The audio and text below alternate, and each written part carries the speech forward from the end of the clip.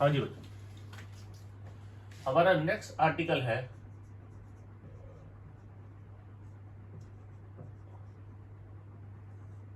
Gauss law. Gauss law के अंदर सबसे पहले हम समझते हैं एरिया वेक्टर क्या होता है, और इलेक्ट्रिक फ्लक्स समझे बाद में गॉस लॉ देखिए। एरिया वेक्टर होता है vector which is perpendicular to given area. जैसे बोर्ड है तो बोर्ड से बाहर की तरफ आता हुआ वेक्टर, ये पेन जो बोर्ड से बाहर आ रहा है आपकी तरफ, इसको बोलेंगे एरिया वेक्टर। एरिया वेक्टर क्या है? It is the vector perpendicular to given area या सरफेस।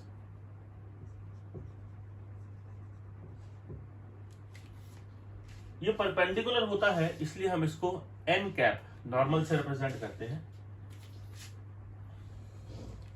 जैसे मैं एक सरफेस बनाऊं, इस सरफेस के परपेंडिकुलर वाला वेक्टर मेरा एरिया वेक्टर होगा, सरफेस के परपेंडिकुलर। फिर हमारे पास टर्म आती है इलेक्ट्रिक फ्लक्स, इसको फाई से रिप्रेजेंट करते हैं। इलेक्ट्रिक फील्ड फ्लक्स होता है number of electric field lines passing through a given surface. किसी भी सरफेस से फील्ड लाइंस कितनी पास कर रही है, उन फील्ड लाइंस का number is electric flux. Obviously field line एक चार्ज की वजह से पास करेगी, अगर चार्ज पॉजिटिव होगा तो फील्ड लाइंस बाहर आएंगी, और अगर चार्ज नेगेटिव होगा तो फील्ड लाइंस अंदर जाएंगी, टूवर्ड्स द चार्ज जाएंगी। तो these are number of electric field lines, number of electric field lines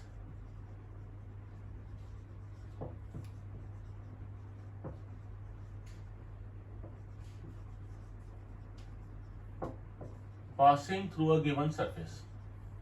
तो किसी भी सरफेस में से कितनी फील्ड लाइंस पास हो रही है उसको हम इलेक्ट्रिक फ्लक्स बोलते हैं। For 2D surfaces, 2D surfaces कौन से होते हैं? जो प्लेन होते हैं।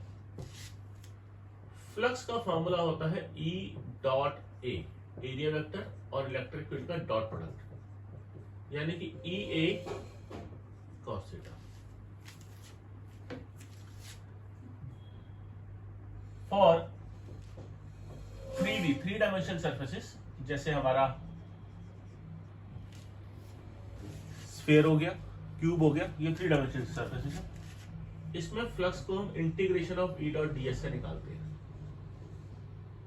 किसी भी 3 डायमेंशन सर्फेस में flux is integration of E dot ds। इसको थोड़ा सा समझते हैं कि फ्लक्स कैसे निकालते हैं। पहले मैं 2D सर्फेसिस का एग्जांपल लेता हूं, प्लेन का।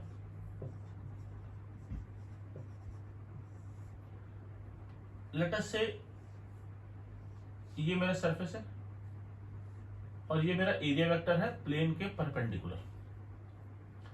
इलेक्ट्रिक फील्ड लाइन ऐसे आ रही है, ये इलेक्ट्रिक फील्ड है पैरेलल, दोनों के बीच में एंगल हो गया 0, तो फ्लक्स इज EA cos 0, यानी कि AA, फ्लक्स इसमें मैक्सिमम हो गया।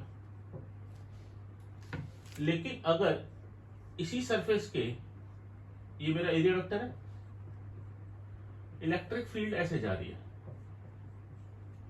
तो अब इलेक्ट्रिक फील्ड और एरिया वेक्टर के बीच का एंगल हो गया 90 डिग्री,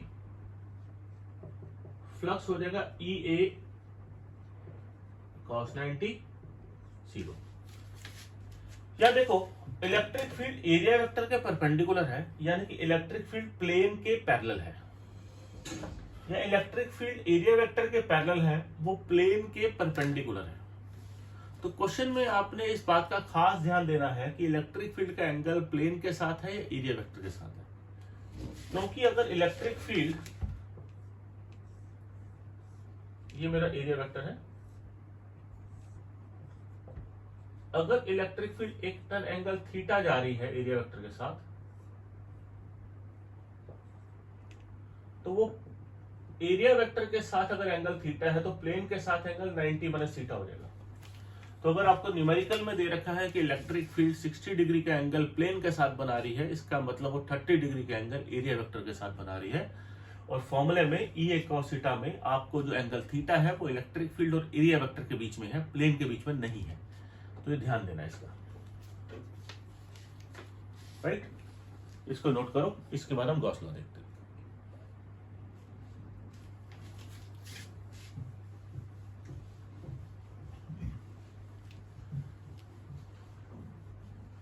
अभी जो इलेक्ट्रिक फील्ड लाइंस का नंबर है, देखो इसको आप गिन नहीं सकते, ये एक रिलेटिव नंबर है।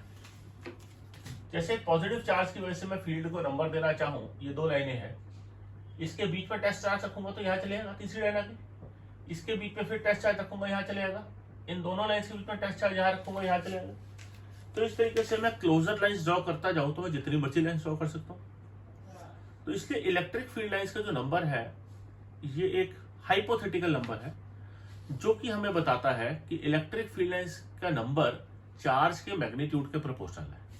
जितना बड़ा चार्ज वो उतनी ज्यादा फील्ड लाइंस एमिट करने वाला है, जितना छोटा चार्ज वो उतनी कम फील्ड लाइंस एमिट करने वाला है। तो गॉस लॉ क्या कहता है, number of electric field lines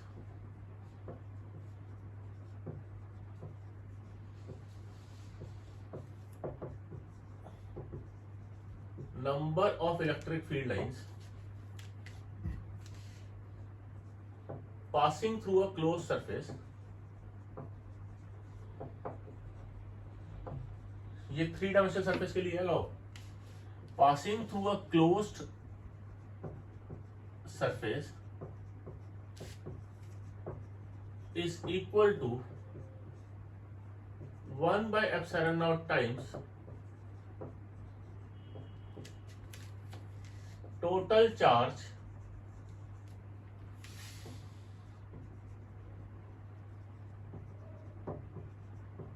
enclosed in it।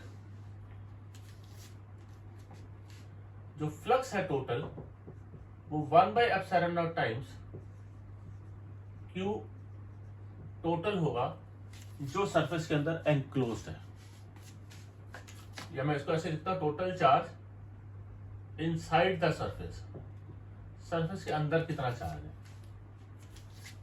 जैसे मैं एक स्फीयर बनाऊं, ये सर्कल नहीं है, 3 डायमेंशनल सरफेस है, ये स्फीयर है, +1 कूलम +3 कूलम +4 कूलम। अब टोटल चार्ज जो आपको बोर्ड के अंदर नजर आ रहा है वो 1 + 3 + 4 8 कूलम है, बट इस स्फीयर के अंदर वाला चार्ज है 4 कूलम। तो फ्लक्स आ रहेगा, चार्ज की जगह यू राइट 4/ε0, वेयर ε0 इज 8.85 × 10⁻⁻12। अभी देखो, अगर 4 कूलम वाले बाहर वाले चार्ज को हम कंसीडर नहीं करेंगे, क्योंकि बाहर वाले चार्ज की वजह से अगर फील्ड लाइन आएगी तो ऐसे आएगी, देखो यहां से एंटर करी, यहां से लीव करके, तो जितनी एक तरफ से एंटर करी उतनी दूसरी तरफ से वो लीव कर गई।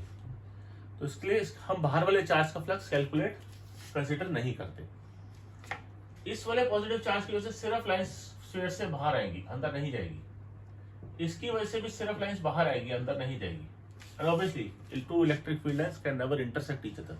वो पैटर्न हमारा उस हिसाब से डिस्टॉर्टेड मिलेगा मुझे, चार्जेस की प्लेसमेंट के हिसाब से। यहां मैंने समझाने के लिए इंटरसेक्ट करा दिया, राइट। तो electric flux is equal to 1/ε0 times total charge enclosed in it. इसकी डेरिवेशन करते हैं।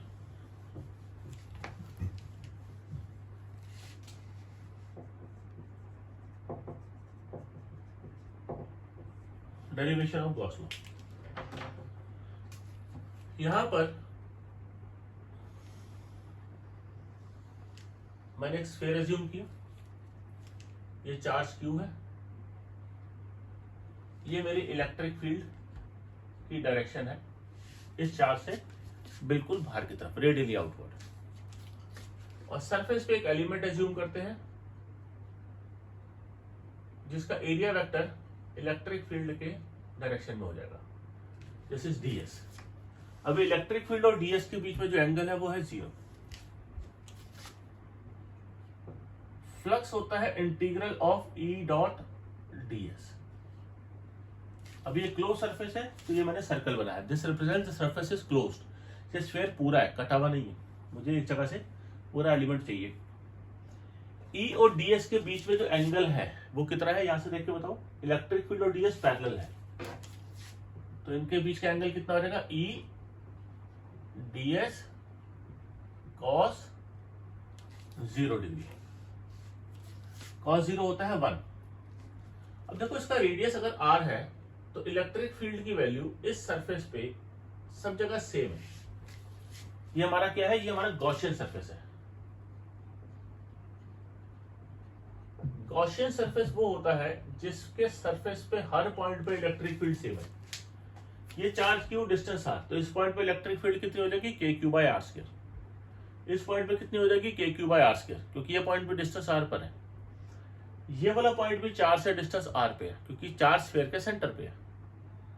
तो यहां पर भी इलेक्ट्रिक फील्ड के क्यू बाय आर स्क्वायर हो जाएगी। तो इस पूरे सरफेस पे इलेक्ट्रिक फील्ड क्योंकि सेम है, कांस्टेंट है, तो कांस्टेंट को इंटीग्रेशन करते हुए मैं बाहर ले लेता हूं, E dot D S cos theta जो है वो कॉस 0 1 हो जाएगा।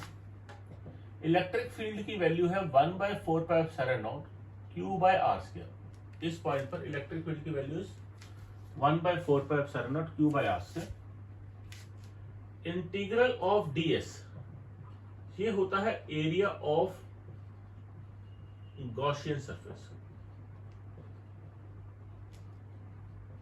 एक पॉइंट चार्ज के लिए गॉसियन सरफेस जो हमने लिया, गॉसियन सरफेस मतलब हाईली सिमेट्रिकल सरफेस, जिसका हर पॉइंट सरफेस पे हर पॉइंट चार्ज से सेम डिस्टेंस पर हो, जिसके हर पॉइंट पे इलेक्ट्रिक फील्ड का मैग्नीट्यूड सेम हो।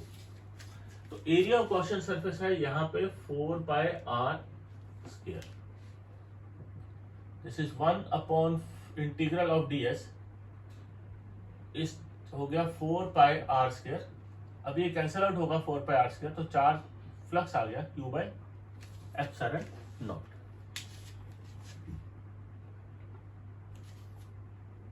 ये क्या आ गया, flux is Q by epsilon not. ये हमारा गॉस लॉ है। ठीक है जी, इस स्क्रीन को फ्रीज करके आप नोट करो।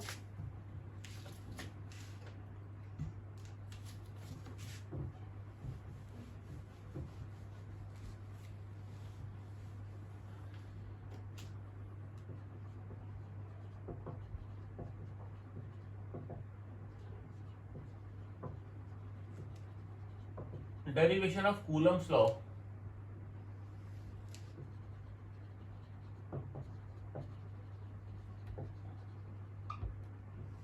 using Gauss law. Let us say इस सरफेस पे इस पॉइंट पे मैंने एक चार्ज रखा है Q नॉट,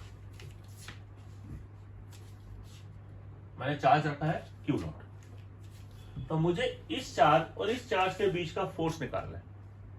वो क्या होना चाहिए, 1/4 pi epsilon not Q into Q not upon are square. ये मेरा कूलम्स लॉ है। अब इस पॉइंट पर इलेक्ट्रिक फील्ड निकालूंगा रिवर्स कैलकुलेशन से, जैसे हमने अभी डेरिवेशन में करी, और उसको यूज करके हम फोर्स निकाल लेंगे, F इक्वल टू क्यू।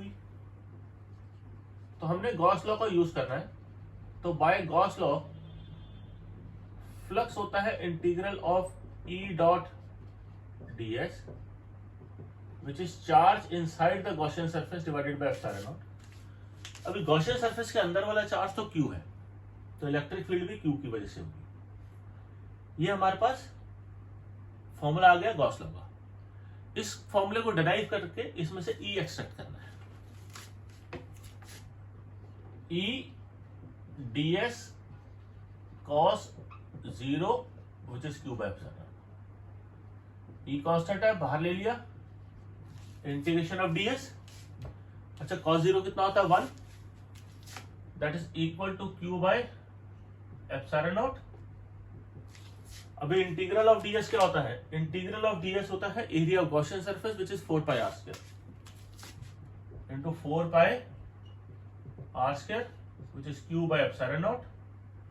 तो E आ जाएगा, इसको नीचे ले आओ, 1/4 pi epsilon not Q upon are square. Now force on Q not, force का फॉर्मूला होता है Q not into E, charge multiplied by electric field. यहां से पुट करो इलेक्ट्रिक फील्ड की value 1/4 pi epsilon not Q upon are square 1/4πε0 Q into Q not upon are square.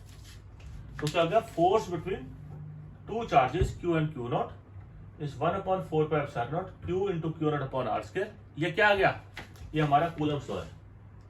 This is Coulomb's law.